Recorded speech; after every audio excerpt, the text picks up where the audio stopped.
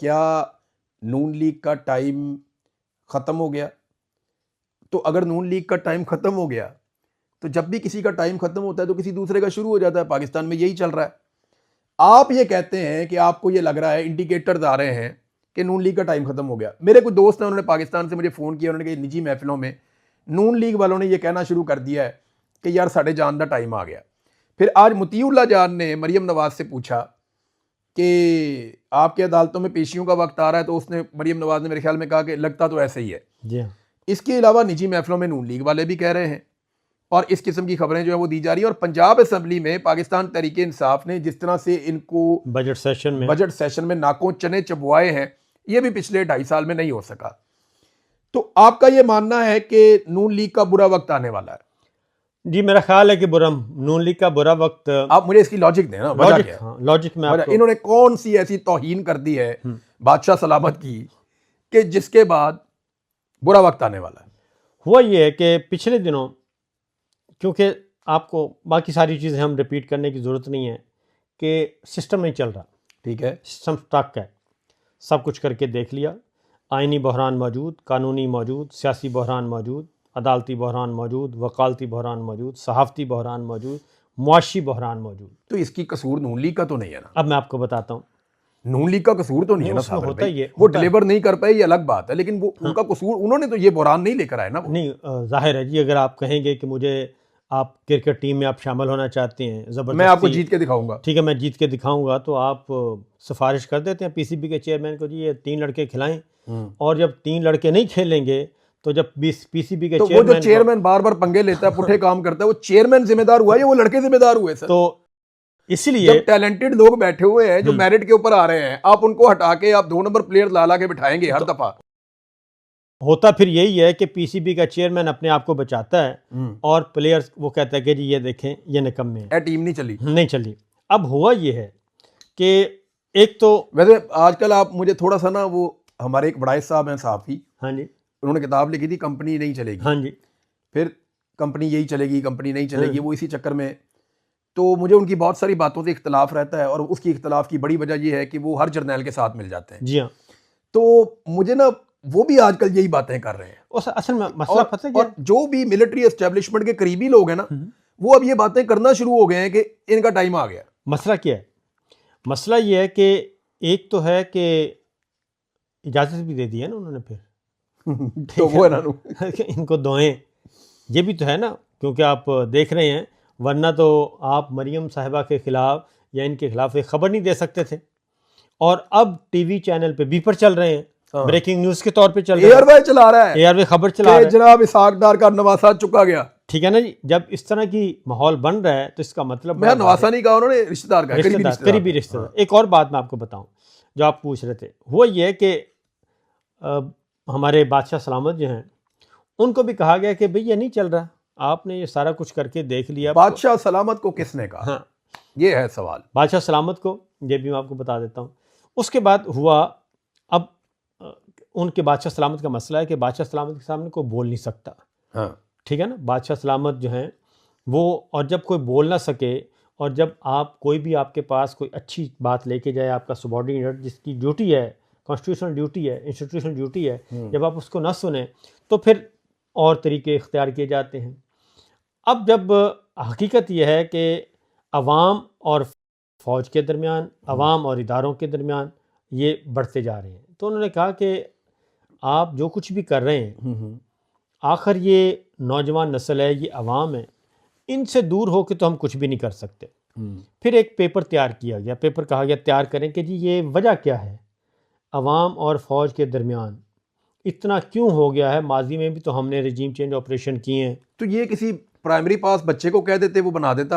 वो एक छोटी सी बच्ची है, मैं ट्विटर पे उसको देखता हूँ, वो क्या नाम है उसका, शेरबानो, हाँ जी, उसको बोलते वो इनको पेपर बना देती कि आपके साथ लोग क्यों नफरत कर रहे हैं। लेकिन मसला ये है कि वो फिर पेपर भी प्रेजेंटेशन भी तो होती है ना, बाकायदा दिमाग जो फुल बुट्टे भी डालने होते हैं आगे पीछे। उसमें हुआ ये, उसमें लिखा गया कि फॉर एग्जांपल जी 100% हेट है, जो 100% दूरी है, क्यों है, तो उसमें ने कहा जी कि ये जो है ना 60%, वो तो सिर्फ इस वजह से कि ये लोग नून लीग से, पीपल्स पार्टी नून लीग से जो लोग, पीपल्स पार्टी, मैं बताता हूँ, फौज ने ना पहले प्रोपेगेंडा कराया 20 साल। जी हाँ, कि जनाब ये सारे चोर ने, बाद में उन सारे चोरों को इकट्ठा करके तो सर पे बिठा लिया, तो वो सारा उनके सर पे ही आ गया ना। हाँ, एक तो देखिए ना, ऐसा नहीं है कि सारे बहुत बुरे होते हैं, बहुत अच्छे लोग हर पॉलिटिकल पार्टी में होते हैं, हर जगह पे, और बहुत बुरे लोग भी हर पॉलिटिकल पार्टी, पीटीआई क्या कोई दूध के धुले हुए लोगों की तो नहीं है, नहीं, बहुत बुरे लोग भी हैं उसमें और बहुत अच्छे लोग भी हैं। इस तरह पीएमएलएन में बहुत अच्छे लोग कई हैं, मैं जानता हूं। इसी तरह पीपल्स पार्टी में भी अच्छे लोग मौजूद हैं जिन्हें मैं जानता हूं, कुछ मजबूर हैं, कुछ चुप करके बैठ गए साइड पे होके कि यार हम क्या करें अब। तो ये हर पॉलिटिकल पार्टी में अच्छे बुरे लोग होते हैं। तो जो सबसे ज्यादा पोर्शन आया ना जी, वो ये आया कि जनाब इनका बोझ क्यों उठाया, वो नून लीग का है कि जी आपने इमरान खान को हटा दिया, उसके बाद ये जो चेहरे लेके आए हैं ना, ये इन लोगों की हरकतों की वजह से, ये चचा भतीजी समधी फलाना ढमकाना, ये जो हैं, एक तो अवाम ने इनको एक्सेप्ट नहीं किया, दूसरा इन्होंने कोई अच्छा काम नहीं किया पिछले 4 सालों में। 5वां बजट पेश कर दिया, ये आदादो शुमार हैं, पहला बजट पेश किया ये है, इकॉनमी के ये हैं, तो लिहाजा बेहतर अब उसमें आसान रास्ता तलाश किया जाता है ना, क्योंकि सबसे पहले बादशाह सलामत ने बचानी है अपनी चमड़ी और दमड़ी। जब अपनी चमड़ी और दमड़ी जलना शुरू हो जाए ना, तो फिर कोई भी अच्छा नहीं लगता। नहीं तो फिर क्या करेंगे, क्या दोबारा इलेक्शन करके बिलावल को वज़ीर आज़म बना देंगे? नहीं, बिलावल को तो इस तरह, अब एक और, अब उसका अगला साइन जो है नून लीग का, गिलगित बल्तिस्तान में नून लीग को फारिग कर दिया और पीपल्स पार्टी को आगे लेके आए, और इसी तरीके से इस्तेहकाम पाकिस्तान पार्टी को अलीम खान साहब को लेके आए। अब आपने देखा होगा अगला जो है कश्मीर आ गया, कश्मीर में भी अब नून लीग फजल रहमान पीपल्स पार्टी नून लीग फारिग हो, क्योंकि नून लीग भी वो शाह कादर जो हैं उनकी उन्होंने मारपीट हुई है उनकी, तो अब शाह कादर बेचारा नून लीग का है। अब वो कहता है कि ये एक्शन कमेटी वाले नहीं थे, ये तो पीपल्स पार्टी वाले थे, एक्शन कमेटी के रूप में आए थे, उन्होंने हमें मारा है। अब आज़ाद कश्मीर में भी नून लीग फारिग हो रही है, ठीक है जी।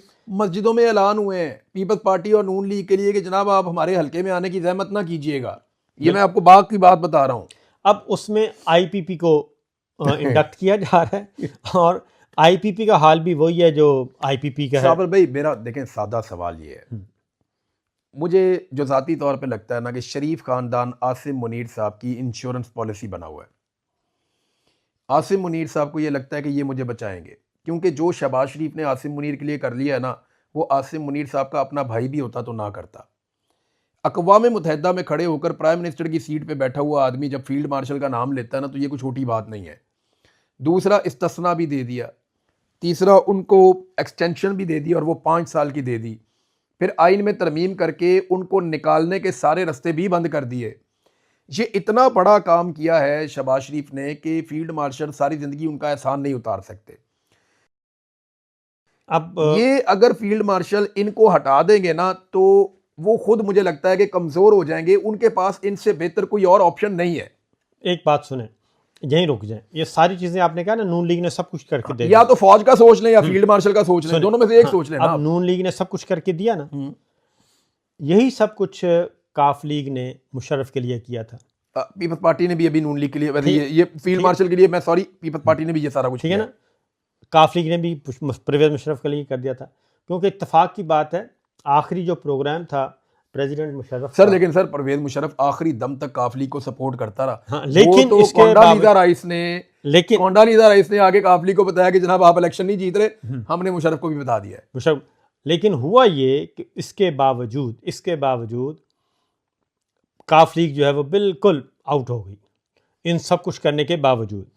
और बेनज़ीर की शहादत उसका एक रीज़न बन गया ना। और मुशर्रफ के होते हुए Musharraf president, Musharraf army chief, सब कुछ के होते हुए भी वो काफ लीग को ना बचा सके। और इसी तरीके से तो आपको लगता है कि नून लीग को आसिम मुनीर नहीं बचा सकेंगे? आसिम मुनीर नहीं बचा सकेंगे। तो उनकी इंश्योरेंस पॉलिसी फिर क्या होगी? मैं वैसे मुझसे पूछे ना, आसिम मुनीर की इंश्योरेंस पॉलिसी वो इमरान खान और पीटीआई है। वो कैसे? वो ऐसे कि वो ही इसको इस मिलिट्री एस्टेब्लिशमेंट की ओवरऑल बात करें ना, तो ये जिस गंद में ये फंस गए हैं ना, हाँ जी, और ये फंसे हुए अपनी मर्जी से हैं, कोई इनको जबरदस्ती तो कोई नहीं लेके अपनी मर्जी से। इससे अगर इन्होंने निकलना है ना, तो इनके पास रास्ता एक ही है कि ये पॉलिटिकल जो स्टेक होल्डर है उनके हवाले करें पाकिस्तान को रियल, और इमरान खान को कहें हम free and fair election they रहे हैं आपको। हाँ जी, आप अभी हमारे ऊपर जो है ना वो मेहरबानी करें, हमें बाहर निकलने का रास्ता दे दें, और वो इनको बाहर निकलने का रास्ता दे। बाकी पॉलिटिकल पार्टी उसके ऊपर इत्तेफाक करें, एक फ्री एंड फेयर इलेक्शन करवाएं, पाकिस्तान आगे बढ़ जाए, अल्लाह अल्लाह खैर सल्ला। ये तो होगी आइडियल सिचुएशन, ये है। लेकिन मिलिट्री एस्टेब्लिशमेंट क्या कोई नया सौदा लॉन्च कर सकती है? इस पोजीशन में है इस वक्त कि कौम को कोई नया चूरन दे कि जनाब अब हम कड़ा एहतसाब करने वाले हैं, हमें इमरजेंसी लगानी पड़ेगी, हम नई पॉलिटिकल पार्टीज लॉन्च कर रहे हैं, ये पॉलिटिकल पार्टीज बड़े ज़बरदस्त तरीके से, क्या अब वो कोई कौम को सौदा ही बेचा है ना 70 साल से, 70-78 साल से कौम को एक के बाद एक नया चूरन बेचा है और कौम ने इनका चूरन बहुत खरीदा और चाटा है। अब बात यह है कि क्या आपको लगता है कि कौम मजीद कोई चूरन लेगी इनसे? अब हम यहाँ पे लेंगे एक पॉज, ठीक है, और उस पे फिर हम अलग से एक पूरा करेंगे सेगमेंट, इसी पे यहीं से शुरू करेंगे, क्योंकि इस वक्त तक जो सिचुएशन है वो है कि नून लीग जो है वो सिस्टम से बाहर जा रही है और उसको बाहर निकाला जा रहा है, ठीक है, और मामलात को आगे बढ़ाने की कोशिश की जा रही है। और जैसे ही अगला जो सियासी मंजरनामा है, अगला सियासी सेटअप है, जैसे ही वो तैयार हो जाएगा या उसकी नोक पलंग आ जाएगी, खाका तैयार हो जाएगा, तो आप बड़ी तेज़ी से बर्क़ रफ्तार से चीज़ों में हम देखेंगे तब्दीलियां आ रही हैं। लेकिन चूँकि मेरी कल भी बात हो रही थी कि जी आपका भी कह रहे थे वो कि जी आप दोनों ये कहते हैं कि सिस्टम शेक कर रहा है, जी सिस्टम में अब सब वो इकोनॉमी की वजह से, ठीक है ना, जो मेन वजह है ना वो इकोनॉमी है। मैं उनको इकोनॉमी, दहशतगर्दी और इस्तेहकाम का ना होना, ये वो चीज़ें हैं। और देखिए इदारे के अंदर एक सोच तो है ना, देखें वो बार बार साबिर भाई जब वो बात करता है, उनमें से कोई भी आदमी, हमारे बेशुमार दोस्त हैं, रिश्तेदार हैं, अजीज़ हैं, ज़ाती ताल्लुकात हैं बहुत सारे ऑफिसर्स के साथ, तो वो ना एक बात करते हैं और वो रोने वाली आवाज़ में करते हैं कि यार इज़्ज़त नहीं रही हमारी, नहीं हमारी वो इज़्ज़त नहीं रही यार। तो अब बात वही है कि या तो फिर आप फ़र्द वाहिद को बचा लेंगे या फिर आप पूरे इदारे को बचाएं। फ़र्द वाहिद को अपनी सोच तब्दील करनी पड़ेगी और उसको वापस बैरक में जाना पड़ेगा और कलेक्टिव विजडम की तरफ जाना पड़ेगा। अगर वो कलेक्टिव विजडम और कलेक्टिव डिसीजन मेकर्स की तरह ना गए तो फिर चलो इकोनॉमी तो हो गई जनाब तबाह, सबसे बड़ा प्रेशर तो इकोनॉमी का होता है। मेरा सवाल फिर वही है कि क्या कोई नया सौदा अगर इन्होंने बेचा तो कौम खरीदेगी? नहीं, सौदा वो तो इस वक्त इस स्टेज पे कोई सौदा नहीं है।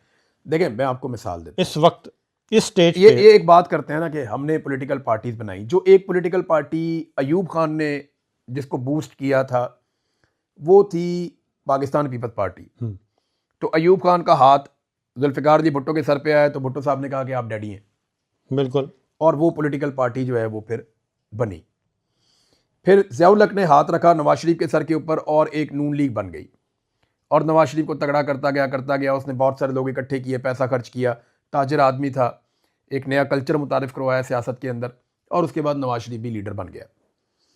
इमरान खान की भी आपके सामने स्ट्रगल सारी की सारी, उन्होंने परवेज़ मुशर्रफ को एक सपोर्ट भी की, बाद में उन्होंने कहा मुझे उस बात का अफसोस है। फिर वो एंटी एस्टेब्लिशमेंट हो गए और उन्होंने बड़ा ज़बरदस्त किस्म का एक नैरेटिव बनाया। फिर उन्होंने अमेरिका के ख़िलाफ़ एक पॉइंट ऑफ व्यू लिया, ख़ास तौर पे जो अफ़गान वॉर के ख़िलाफ़ उनका था। खैबर पख्तूनख्वा में बहुत पजीराई मिल गई, पंजाब में 2011 में अचानक से उनको बड़ी पजीराई मिल गई। फिर उनके दोस्तों ने समझाया कि अगर आपने हुकूमत में आए बगैर तब्दीली लानी है तो आप नहीं ला सकते, तो छोटा मोटा कंप्रोमाइज़ करके एस्टेब्लिशमेंट की बात सुनना शुरू करें। तो एस्टेब्लिशमेंट ने अपने गंदे अंडे उनकी टोकरी में डाले और उनको 2018 में हुकूमत मिल गई। ज़्यादा सीटें छीन के, थोड़ी सीटें दे के, तो उनको बैसाखियों के साथ हुकूमत में बैठा दिया।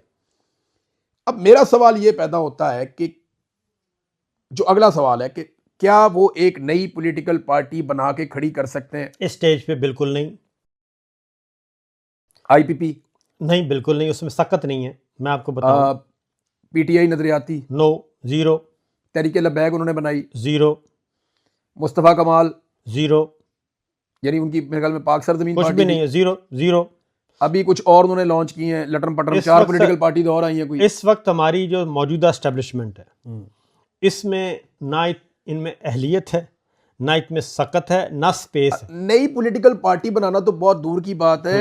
इस वक्त सूरत हाल ये है कि मिलिट्री एस्टेब्लिशमेंट जिस पुरानी पॉलिटिकल पार्टी के पास से गुजर जाती है वो भी तबाह हो जाती है, वो भी फारिग हो जाती है। ऐसी सियासी मनूसत छाई हुई है। सिर्फ सियासी जमात नहीं, जिस जज के पास से सुने एस्टेब्लिशमेंट जिस जज के पास से गुजरती है वो बर्बाद फारिग, जिस वकील के पास से गुजरती है वो वकील फारग, जिस सहाफी के पास से गुजरती है वो सहाफी उसकी फारग, क्रेडिबिलिटी खत्म। जिस मीडिया हाउस के पास से गुजरती है मीडिया हाउस फारग। हाँ, और इस जिस वक्त पॉलिटिकल पार्टी, बहुत बड़ी बड़ी पॉलिटिकल पार्टीज हैं, एस्टेब्लिशमेंट उनके पास से गुजर, ऐसी नहुसत इस वक्त छाई हुई है ना, वो जिसके पास जाते हैं ना, जिससे हाथ मिलाते हैं, जिसके साथ से रगड़ के भी गुजरते हैं ना, उसको बर्बाद कर देते हैं। तो वो क्या कहा था आसिफ मुनीर साहब ने, हम एक डंपर ट्रक हैं।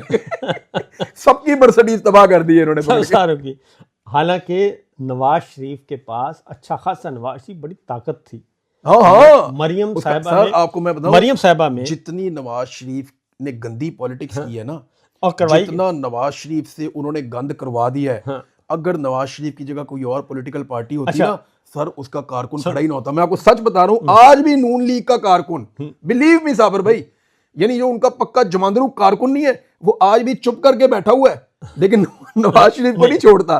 कई ऐसे लोग मैं जानता उसमें हूं। हुआ ये है कि ये जो नवाज शरीफ साहब के साथ हुआ ना, नवाज शरीफ साहब की या नून लीग की अगली जो सियासी मिराज थी वो थे मरियम साहिबा, और ठीक ठाक उनमें करंट था, फुल करंट। हाँ हाँ, बड़ी ठीक है, हिम्मत दिखाई। और उस मरियम साहिबा अगर अपने बेस पे रहती, अपना बेस कैंप ना छोड़ती, हाँ। ठीक है, तो 100% उनका यकीनन। अब मरियम का इमेज जो है ना, वो एक शहजादी वाला बन गया, जिसको आम आदमी ओन नहीं कर सकता। मिलिट्री एस्टेब्लिशमेंट ने ये किया, और इसमें शहबाज शरीफ साहब शामिल हैं। मैं आपको पूरा बताऊं सर, जो आखिरी जुल्म हुआ है ना मरियम के साथ, वो क्या हुआ पता है? इसमें आखिरी जुल्म क्या हुआ पहले बताएं। आखिरी जुल्म हुआ वो मरियम की सहेली ने किया, खरीदा है भाई। हाँ जी, खरीदा है। जो करना कर लो। मैं आपको बताता हूँ, शहबाज शरीफ साहब इसमें मिले हुए थे। ये जो, तो मरियम साहिबा के जरिए से नवाज शरीफ साहब को फारिग किया, और मरियम नवाज भी फारिग, आपका ख्याल है? और मरियम नवाज साहिबा भी फारिग हो चुकी है। हालांकि मरियम नवाज ने जाली हुकूमत बनाने के बाद ये पोर्ट्रे करने की बहुत कोशिश की है, हर जगह फोटो लगा के कि मैं बहुत काम कर रही हूँ। बहुत काम नहीं, बिल्कुल नहीं। और बहुत उन्होंने ब्यूरोक्रेसी को डंडा दे, सबको ये कर वो कर किया। अच्छा, अब मिलिट्री एस्टेब्लिशमेंट क्या सोच रही है? वो ये सोच रही है कि इनके करीब भी, हम जितना करीब जाएंगे ये हमारे लिए मनहूस साबित हुए। अच्छा, वो ये समझ रहे हैं ये मनहूस हैं? ये मनहूस हैं। नहीं नहीं, पाकिस्तान तो देखें, मेरी बात सुने सर, पाकिस्तान 78 साल से नीचे जा रहा है, तो 78 साल से जिसकी हुकूमत है वो मनहूस है या ये मनहूस है 40 साल वाले? नदीम कुरैशी MPA हैं मुल्तान से ना। हाँ जी, मैं जानता हूँ। ठीक है, उन्होंने बड़ी बात की है असेंबली में ना। उन्होंने कहा ये खानदान पंजाब में 40 बजट पेश कर चुका है। तौबा, 40 बजट हुकूमत में है ना ये, 40 बजट उसने रिकॉर्ड में असेंबली में तकरीर की। हाँ, कि इस खानदान ने इतने बजट 50 बजट पेश कर चुका है। और लगता है ऐसे इनकी तकरीर सुन के कि 2.5 साल पहले जो पंजाब था वो एक जंगल था। हाँ, ये पहली दफा है, और ये पहली दफा है, तो इसलिए नवाज शरीफ को सबसे पहले वजीर खजाना ही तो बनाया गया था सर। एक्साइज का बना था, पहले एक्साइज बनाया, पहले एक्साइज बनाया। मियाँ साहब ने मरी में 4 लड़के VCR देख के पकड़े गए थे, वो छुड़वाए असिस्टेंट कमिश्नर मरी से। हाँ, और बाद में उनका शुक्रिया भी अदा किया। बाद में उनका शुक्रिया अदा किया, इलाही साहब थे वो। और उसके बाद वो फेडरल सेक्रेटरी और चेयरमैन CDA के तौर पे भी उन्होंने काम किया। तो पहले वजीर एक्साइज, फिर वजीर ख़जाना, और तब से लेके अब तक। तो इसलिए तो साबर भाई, इसका मतलब ये है कि मिलिट्री एस्टेब्लिशमेंट की टोकरी में अंडे खत्म हो गए। अंडे खत्म, अच्छे गंदे अंडे भी खत्म हो गए। गंदे अंडे भी खत्म, कोई अंडा अच्छे अंडे भी खत्म हो गए, गंदे अंडे भी खत्म। मेरे ख्याल में देखें साबर भाई, मेरा ज़ाती एक तौर पे बारी आप सारी पॉलिटिकल पार्टीज को बारी बारी लाते हैं, बारी बारी हटाते हैं, बारी बारी लाते हैं, बारी बारी हटाते हैं, कुछ बना पाकिस्तान का नहीं, कुछ नहीं। सारे मुल्क आगे निकल गए, अपने पासपोर्ट की हालत देखें, यकीन जाने, इकोनॉमी की हालत देखें। पाकिस्तान का पता कब बनेगा कुछ? हमारी जिस दिन हम मिलिट्री एस्टेब्लिशमेंट को कहेंगे कि बस कर दो, बहुत हो गई, बस कर दो। जब हम इनको ये कहेंगे और जिस दिन ये बस कर देंगे, उस दिन पाकिस्तान बेहतर होना शुरू हो जाएगा। तो इस बस कर दे के साथ ही जी, बस कर दो